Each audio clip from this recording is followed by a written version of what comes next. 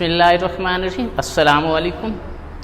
آج ہم class first year جو ہے اس کا مضمون جو سبجیکٹ ہے اردو، اس کا چیپٹر نمبر 1 سٹارٹ کرنے جا رہے ہیں، اور وہ ہے اسوہ حسنہ صلی اللہ علیہ وآلہ وسلم، جس کے مصنف ہیں سید سلیمان ندوی رحمۃ اللہ علیہ۔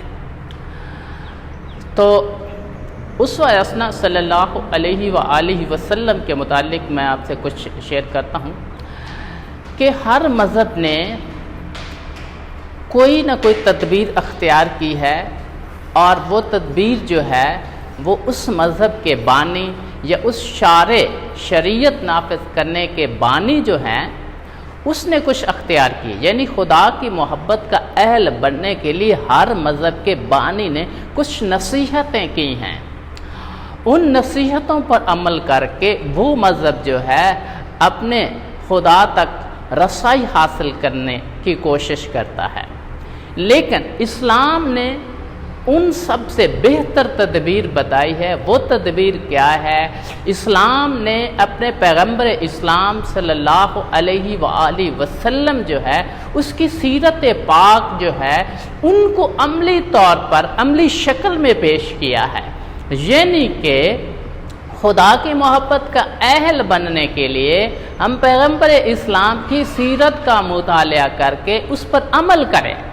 پیغمبر اسلام نے اپنی زندگی گزاری، اس نے ہر ڈھنگ کی طرح گزاری، یعنی کہ پیغمبر اسلام کو جہاں پر مصنف جو ہے وہ یہ بتاتا ہے کہ پیغمبر اسلام کی زندگی ایک گلدستہ ہے، یعنی پھولوں کا گلدستہ ہے، یعنی کہ ایک گلدست میں بے شمار پھول پائے جاتے ہیں، ہر رنگ کا پھول ہے، گلاب کا پھول ہے، چمیلی کا پھول ہے، مختلف ٹائپ کے پھول اس میں شمار ہوتے ہیں، پائے جاتے ہیں۔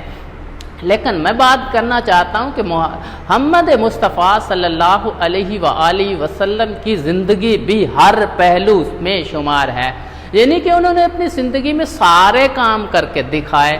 یوں کہہ لیں کہ قاضی کا عہدہ بھی ان کے پاس تھا، قاضی بھی بنے، جج بھی تھے، سپہ سالار بھی تھے، بدر و حنین کے واقعے میں وہ فاتح بھی تھے، معرکہ احد میں شکست بھی ان کو ہوئی۔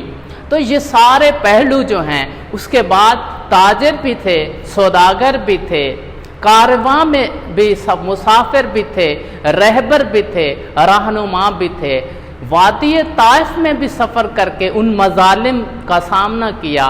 اس کے بعد صفہ کی درسگاہ میں معلم بھی ہوئے، اور روح الامین حضرت جبرائیل علیہ السلام کے سامنے بطور شاگردی بھی اختیار کی۔ اور رسول اللہ صلی اللہ علیہ وآلہ وسلم کی زندگی میں جود و سخا، رحم دلی اور جو ہے ہمدردی، یہ رواداری، یہ ساری چیزیں اسی میں شامل ہیں۔ اور سب کے بڑھ کر کہ بچپن میں والد کا سایہ جو پیدائش سے پہلے اٹھ گیا، والدہ کا سایہ سر سے اٹھ گیا، دادا کا سایہ اٹھ گیا، یتیموں کی زندگی بھی برس کی، اور اس کے بعد جو ہے شعب ابی طالب میں محصور رہے، بطور محکوم رہے، اور جب فتح مکہ ہوا تو فاتح بن کر آئے۔ تو یہ تمام فاتح بھی ہیں، سپہ سالار بھی ہیں، شکست بھی کھائی ہے انہوں نے، اور وہ قاضی بھی ہیں، عادل بھی ہیں، اور تاجر بھی ہیں، سوداگر بھی ہیں، تمام کے تمام جو ہیں اصناف جو ہیں، تمام جو پہلو ہیں وہ ہمارے نبی حضرت محمد صلی اللہ علیہ وآلہ وسلم کی زندگی میں ہما وقت ملتے ہیں۔ اس لیے ہم کہتے ہیں اسلام نے ہمارے سامنے جو گلدستہ پیش کیا ہے، ہم کسی بھی پہلو کا، اگر ہم سوداگر ہیں، اگر ہم استاد ہیں، اگر ہم تاجر ہیں، اگر ہم عادل ہیں، ہم قاضی ہیں، ہم سپہ سالار ہیں، ہم فتح حاصل کی ہے یا ہمیں شکست ہوئی ہے، ہم جو بھی ہیں، جس لمحے سے بھی گزر رہے ہیں، زندگی میں جس کنڈیشن میں بھی ہیں، ساری صورتحال کا جائزہ لیں تو یہ تمام کی تمام جو ہیں ہمیں رسول اکرم صلی اللہ علیہ وآلہ وسلم کی زندگی میں ملتی ہیں۔ تو ہمیں کسی اور کی طرف جانے کی ضرورت نہیں ہے، کوئی اور چیز اپنانے کی ضرورت نہیں ہے۔ پیغمبر اسلام کی سیرت کو مطالعہ کر لیں، اس پر عمل کر لیں تو ہم میکسیمم ایک پہلو پر عمل کر سکیں گے۔ سوداگر بن سکتے ہیں، تاجر بن سکتے ہیں، عادل بن سکتے ہیں، سپہ سالار ہو سکتے ہیں، استاد ہو سکتے ہیں، شاگرد ہو سکتے ہیں، تو ہمارے حصے میں ایک پوائنٹ آئے گا، 2 آئیں گے، سارے کے سارے نہیں ہوں گے۔ اس لیے پیغمبر اسلام کی زندگی ہمارے لیے جو ہے رہنمائی، ہر صفحہ ہستی جو ہے، ہر طائفہ انسانی جو ہے اس کی رہنمائی کرتی ہے۔ تو اس لیے اس جو چیپٹر میں نے ایک پیراگراف لیا ہے جس کی تشریح آپ کے سامنے پیش کرتا ہوں۔ پیراگراف کیا ہے؟ انسانوں کے ہر طبقے اور صنف کے لیے سیرت پاک صلی اللہ علیہ وآلہ وسلم میں نصیحت پذیری اور عمل کرنے کے لیے درس اور سبق موجود ہے۔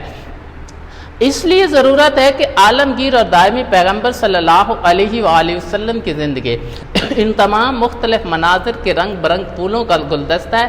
یہ چیپٹر نمبر 1 سے عبارت لی گئی ہے۔ اس کا سیاق و سباق یہ تشریح طلب عبارت سے مصنف بتاتے ہیں کہ اس دنیا کی بنیاد اختلاف عمل پر ہے، اس لیے تمام اصناف اور گروہوں کو عملی نمونے کی ضرورت ہے۔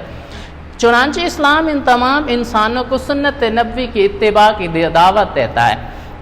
تشریح طلب عبارت کے بعد مصنف کہتے ہیں کہ ہم ہر آن نئے قلبی عملی احساس یا جذبے سے متاثر ہوتے ہیں۔ زندگی میں عروج و زوال، خوشی غمی اور اچھے برے حالات آتے رہتے ہیں۔ اسی وجہ سے ان تمام حالتوں میں ہمیں ایک عملی اور کامل نمونے کی ضرورت ہے۔ چاہے کوئی کسی حالت میں بھی ہو، اس کی ہدایت و رہنمائی کا نور آپ صلی اللہ علیہ وآلہ وسلم کی جامعیت کبریٰ کے خزانے میں موجود ہے۔ تو یہ تو میں نے آپ کے سامنے سیاق و سباق پیش کیا۔ یہ ہے کیا؟ پیراگراف جو لیا جاتا ہے عبارت، اس کے پہلے والا پورشن چبک ہے اور بعد والے پورشن کے مین اہم کی پوائنٹس جو ہیں، مین جو ہے لب لباب چند مخصوص مگر جامع الفاظ میں یہ پیش کیا جاتا ہے، جسے ہم سیاق و سباق کہتے ہیں۔ تو اس کی تشریح جو ہے حوالہ متن اس کا اس اسنا سے چیپٹر لیا گیا ہے۔ سید سلیمان ندوی رحمۃ اللہ اس کے مصنف ہیں، اور اس پیراگراف کی تشریح میں آپ کے سامنے پیش کرتا ہوں۔ تشریح طلب عبارت میں سید سلیمان ندوی رحمۃ اللہ علیہ کہتے ہیں کہ حضور اکرم صلی اللہ علیہ وآلہ وسلم کی سیرت پاک ہر لحاظ سے مکمل ہے، اور دنیا کے تمام انسان آپ صلی اللہ علیہ وسلم کی سیرت پاک سے نصیحت اور سبق حاصل کر سکتے ہیں۔ معاشرے میں مختلف خیالات، احساسات اور جذبات کے حامل لوگ ہوتے ہیں، نیز معاشرے میں مختلف درجات اور مختلف طبقوں اور گروہوں پر مشتمل لوگ بھی ہوتے ہیں۔ اس لیے یہ انتہائی ضروری ہے کہ تمام طبقوں کے لیے عملی نمونہ موجود ہو، جس سے تمام گروہوں کے لوگ رہنمائی حاصل کر سکیں۔ حضور اکرم صلی اللہ علیہ وآلہ وسلم کی حیات طیبہ میں ہر قسم اور ہر گروہ کے انسانوں کے لیے نہ صرف نصیحت کا وافر سامان موجود ہے، بلکہ عمل کرنے کے لیے سبق اور درس بھی موجود ہے۔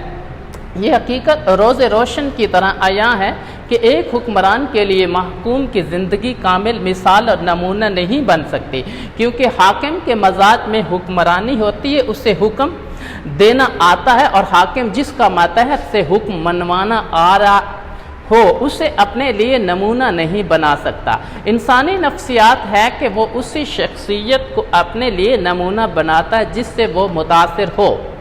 حاکم اپنے سے بالاتر حاکم سے ہی متاثر ہوتا ہے، نہ کہ اپنے ماتحت سے۔